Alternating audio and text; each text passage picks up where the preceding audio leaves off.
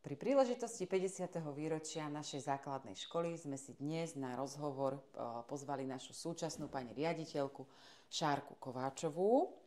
A Šárka, koľko pôsobíš na základnej škole Spojová? Matematicky. No, matematicky. Dlho. Skoro 30 rokov po zaokrúhlení. Takže naozaj dlho. Ako a kedy si sa vlastne dostala ty na našu základnú školu? Ako si začínala? Ak mám teda sa vrátiť do minulosti, tak by som možno až do detstva vstúpila, kedy každé dieťa má vysnívané svoje povolanie. A teda od detstva moja taká predstava bola, že sa stanem raz pani učiteľkou. A po vyštudovaní pedagogickej fakulty som dostala takú zaujímavú ponuku pracovať v základnej škole pri Rooseveltovej nemocnici.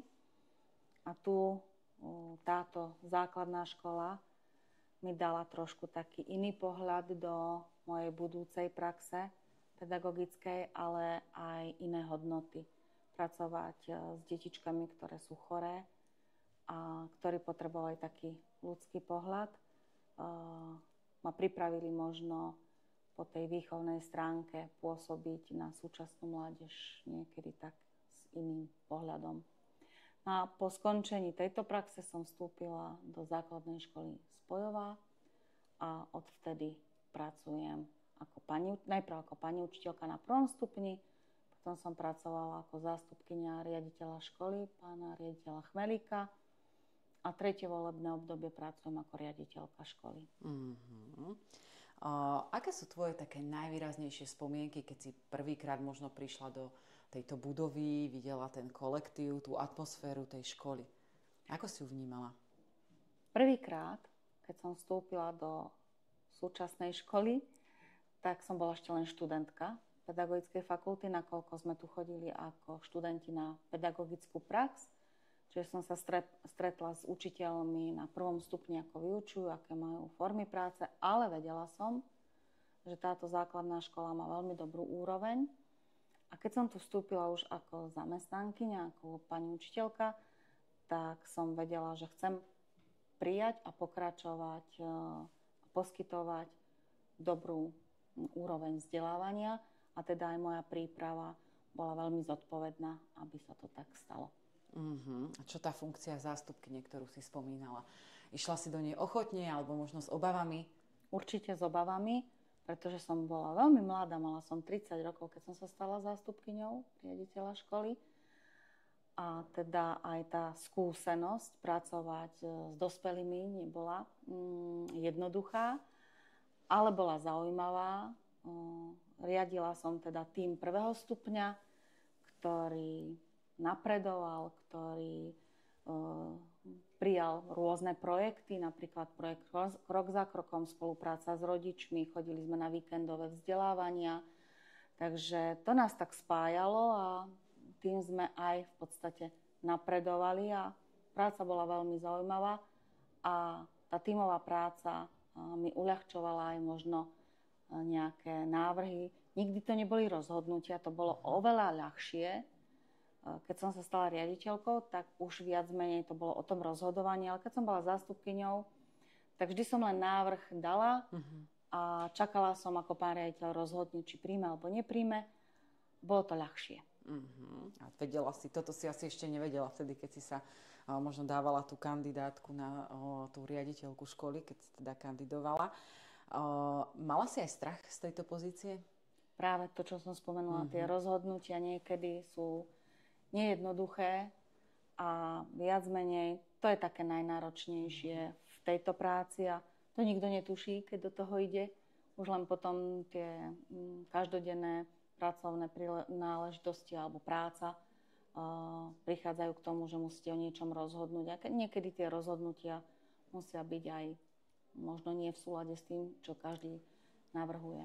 A keď si nastúpila už do tej pozície riaditeľky, mala si nejakú takú výzvu, že áno, tak teraz už budem riaditeľka ja, teraz toto spravím, alebo toto chcem? Vedela som, že ako riaditeľka základnej školy chcem, aby bolo prostredie ľudské, aby klíma pracovná bola dobrá, aby kolegovia, ktorí prichádzajú do nášho kolektívu, mali priestor na to, aby ponúkli, čo chcú v škole presadiť, ale zároveň sklbiť to s tými požiadavkami smerované na poskytovanie toho kvalitného vzdelávania, pretože prijala som túto pozíciu aj s vedomím, že naši bývalí kolegovia vybudovali a nechali nám naozaj bohaté dedičstvo v tom, že škola mala veľmi dobré meno v Banskej Bystrici a to bola neľahká úloha, aby to dobré meno zostalo, aby sme napredovali a pokračovali v rozvíjaní toho dobrého mena v Banskej Bystrici.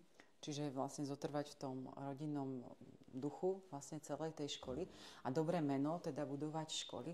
To súvisí s tým, že teda, ako si povedala, chceme poskytnúť vlastne deťom aj kvalitné vzdelanie, ale určite chceme poskytnúť aj, čo sa týka tej takej hodnotovej orientácie a takého človeka chceme vychovať, ktorý vlastne sa bude orientovať v tom svete.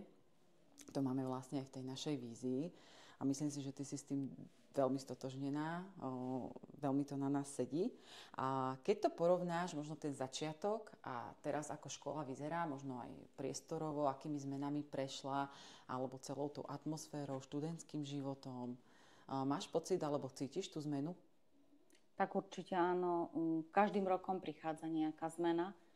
50 rokov školy, jubileum školy prináša zároveň aj zmeny vo vyučovacom procese, v generačnej výmene vás, pedagógov, zamestnancov školy.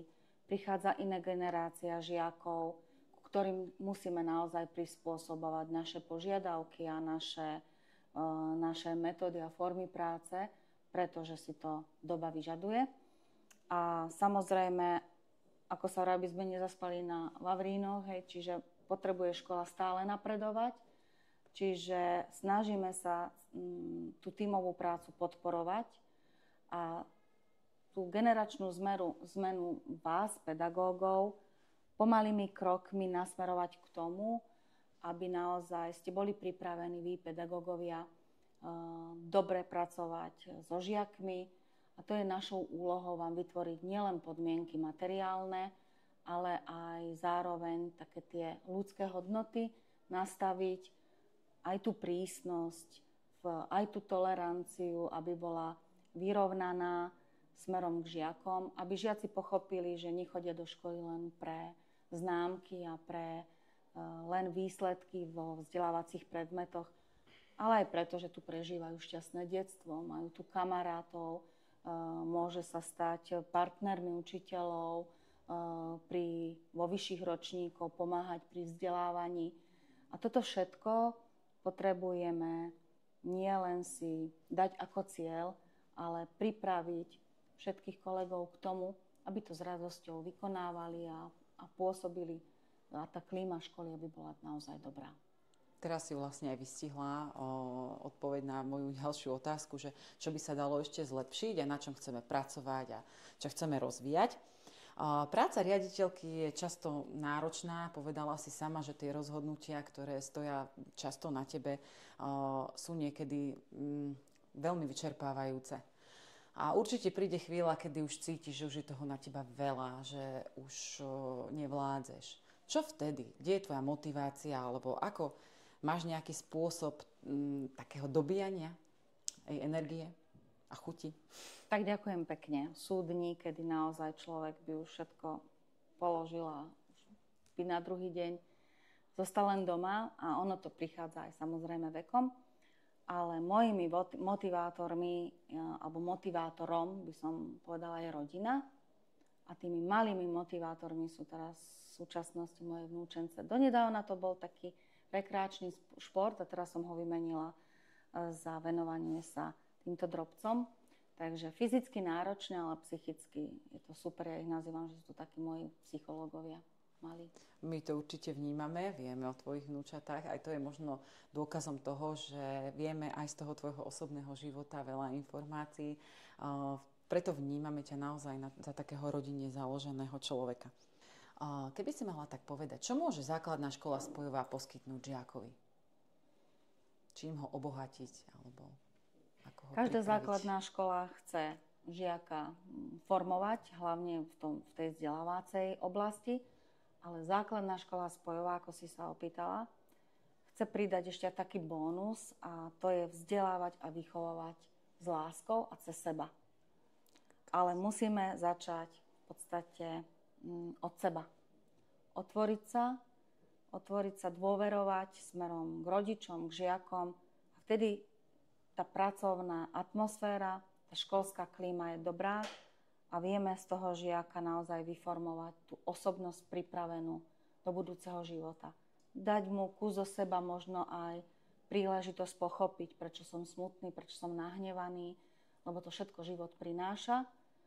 A nie je to len matematika, slovenčina, cudzí jazyk, ale tie zážitky cez nás.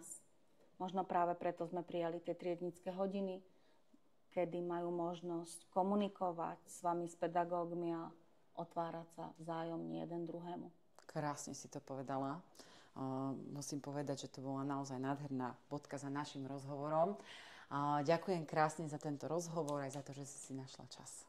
Ja ďakujem veľmi pekne za poskytnutie priestoru, ale dovolte mi ešte, Gabika, poďakovať všetkým súčasným kolegom, bývalým kolegom, pretože, ako som tu už viackrát spomenula, základná škola Spojova má dobré meno. A to dobré meno vytvárali kolegovia, ktorí tu pracovali, kolegovia, ktorí tu pracujú.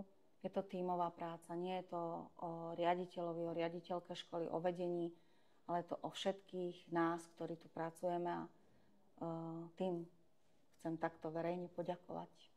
Ďakujeme veľmi pekne. Ja ďakujem. Prajeme pekný deň.